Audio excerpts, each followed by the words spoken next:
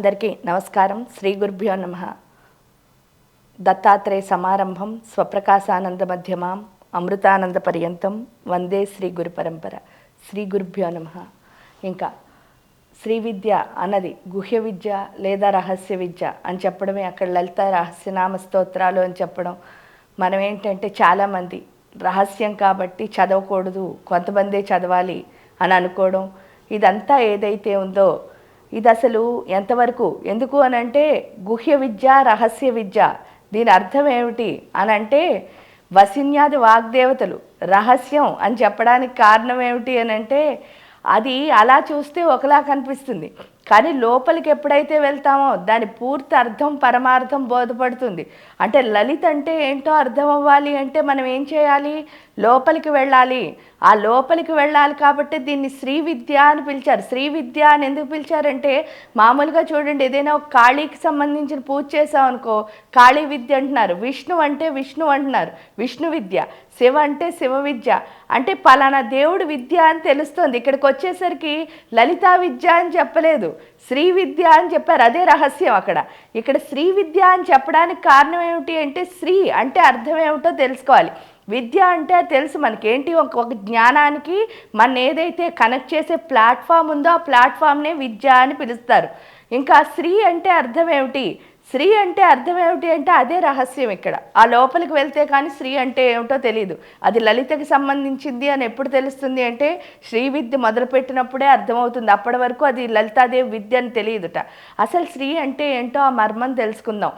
శ్రీ అంటే అర్థం ఏమిటి అంటే చూడండి, శ్రీంకారం మనం చూడగానే అసలు మనం శ్రీ విద్య ఉపాసకులం ఎప్పటి నుంచి అయ్యాము అని అనుకుంటే మనం పుట్టడమే శ్రీ విద్య ఉపాసకులం.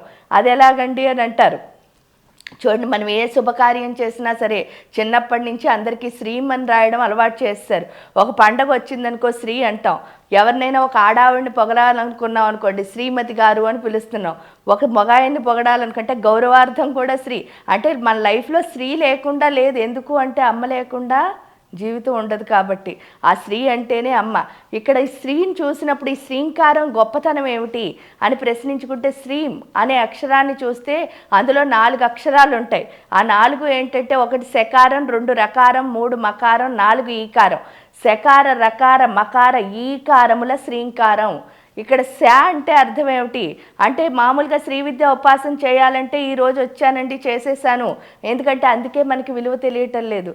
కానీ శ్రీ విద్య ఉపాసన అన్న దాని పేరు చెప్పాలి అంటేట కోటి జన్మలు మానవ జన్మలు ఎత్తాలట.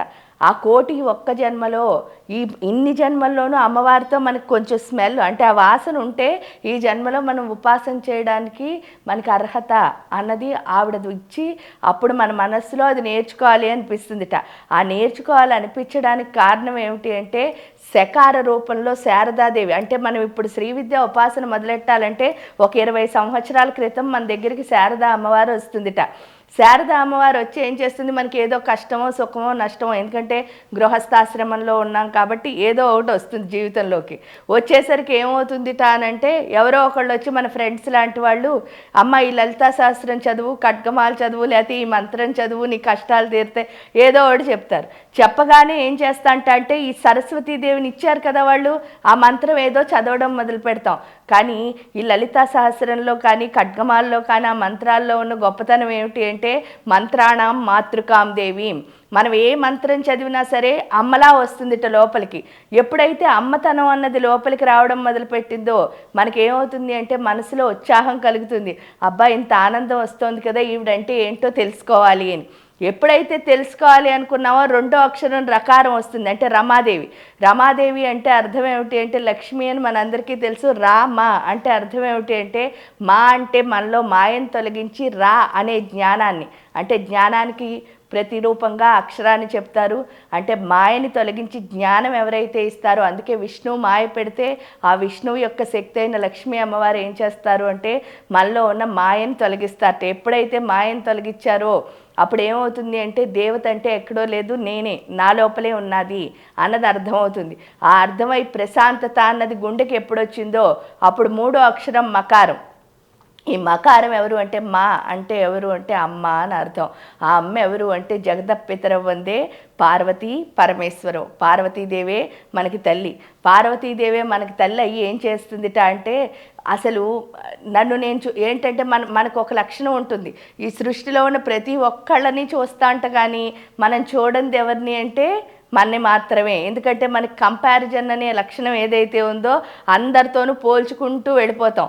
ఈ పోల్చుకుంటూ వెళ్ళిపోయి వాళ్ళతో పోటీ పడుతూ దెబ్బలాడుతూ ఈర్ష్యలు అసూయలు ఈ గొడవల్లో పడిపోవడంలో మనం ఎవరిని మిస్ అయిపోతున్నాం అంటే మనకి తెలియకుండా మనమే. అందుకనే ఇక్కడ ఆ పార్వతీదేవి ఏం చెప్తుందిట అంటే మనకి ఎన్ని ఉన్నా సరే మన లోపల అంటే ఏదైనా సుఖాలు ఉండనివ్వండి, కార్లు ఉండనివ్వండి, ఇల్లులు ఉండనివ్వండి, ఎన్నో ఉంటాయట. ఉన్నా సరే ఇంకోటి ఏదో లేదని ఏడుస్తూ ఉంటాంట. దానికి కారణం ఏమిటి అంటే మనకు అన్నీ ఉన్నాయి కానీ ఒకే ఒకటి లేదు. దాని పేరు ఏంటి అంటే తృప్తి అని అంటారు.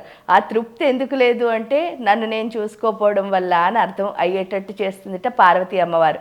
ఎప్పుడైతే ఈ మూడు మనకి తెలియచేసినప్పుడు అప్పుడు అనిపిస్తుంది అన్నీ నా గురించి తెలుసుకోవడమేనా, ఎందుకంటే నాకు ఆనందం వచ్చింది కాబట్టి లలితా సహస్రం రోజు చదువుతున్నాను, నేను ప్రశాంతంగా ఉండాలి కాబట్టి లక్ష్మీ అమ్మవారిని తెచ్చుకున్నాను, నన్ను నేను చూసుకోవాలి కాబట్టి పార్వతీ అమ్మవారిని తెచ్చుకున్నాను. మొత్తం ఈ సృష్టి అంతా నా గురించే ఉందా అని ప్రశ్నించుకుంటే కాదు. అదేమిటి అంటే ఈకారం అంటే ఈశ్వరీయ శక్తి. ఆ ఈకారం ఏంటి, శ్రీంలో ఈకారం మిగిలిపోయింది కదా, ఆ ఈకారం ఏం నేర్పిస్తుందిట అంటే ఇక్కడ అమ్మవారు అంటే సర్వాంతర్యామి అంటే ఎక్కడుంది అంటే ప్రతి ఒక్కళ్ళలోనూ అంతరంగా ఉన్న శక్తి ఏదైతే ఉందో అదే లలితాదేవి. దాని పేరు ఏంటంటే ఆత్మ. ఇక్కడ ఆత్మని ఎవరితో పోలుస్తారంటే శివయ్యతో పోలుస్తారు. ఎందుకు వచ్చావు నువ్వు ఈ భూమి మీదకి అంటే నాలో ఉన్న ఆత్మని నా ఎదురుగుండా ఉన్న ప్రకృతిని కలపడానికి మాత్రం వచ్చాను. అంటే నాకు కనిపించేదంతా నా ప్రకృతి. లోపలున్న ఆత్మ ప్రకృతి ఎప్పుడైతే అనుసంధానం అవుతుందో ఆ అనుసంధానం చేసే ప్రక్రియనే ఇక్కడ శ్రీ విద్యా ఉపాసన అని పిలుస్తారు. అది తెలుసుకోవడమే రహస్యం అంటే. కాబట్టి ఇక్కడ రహస్య విద్య అంటే చదవకూడదు అని కాదు అర్థం. ఏంటి అంటే చదివితేనే కదా దాని లోపల ఉన్న రహస్యం అంటే లోతు ఏమిటో తెలుస్తుంది. ఎందుకంటే సముద్రం బయట నుంచి ఉన్నాం అనుకోండి ఎలా కనిపిస్తుంది, చాలా ఫ్లాట్గా ఉన్నట్టు అనిపిస్తుంది. లోపలికి వెళ్తే కదా లోతు ఎంత ఉందో తెలుస్తుంది. కాబట్టి ఆ విద్య లోతులోకి వెళ్ళినప్పుడు మాత్రమే దాని తత్వం ఏమిటి అన్నది పూర్తిగా అర్థం చేసుకుని చివరికి ఆ లలితాదేవిలా మారడమే ఇక్కడ శ్రీ విద్యా ఉపాసన అంటే. అంతేకాని చేయడం మానేయడం లేకపోతే అసలు చేయకూడదు అని అనుకోవడం కాదు. అంటే మనం ఎంత బాగా ఆ అభ్యాసాన్ని చేస్తాం. అందుకే ఆవిడ ఏం చెప్పింది, అభ్యాసాతిశయజ్ఞాత షడద్వాతీత రూపిణి. మనం ఎంత బాగా సాధన చేస్తే అంత బాగా ఆ తత్వం అర్థమవుతుంది. అంతే తప్ప రహస్యం అని దాన్ని వదిలేయడం కాదు. ఎందుకంటే ఈ సృష్టిలో దేన్నైనా వదిలేయచ్చేమో కానీ అమ్మని మాత్రం వదలకూడదుట. అమ్మని వదిలిన పిల్లలు ఎప్పుడూ హాయిగా ఆనందంగా ఉండలేరు. కాబట్టి చక్కగా అమ్మని పట్టుకోండి, ఆవిడ దగ్గరికి చేరుకోండి. అందరికీ నమస్కారం. Please subscribe to the channel and download the Politicos app from the links in the description.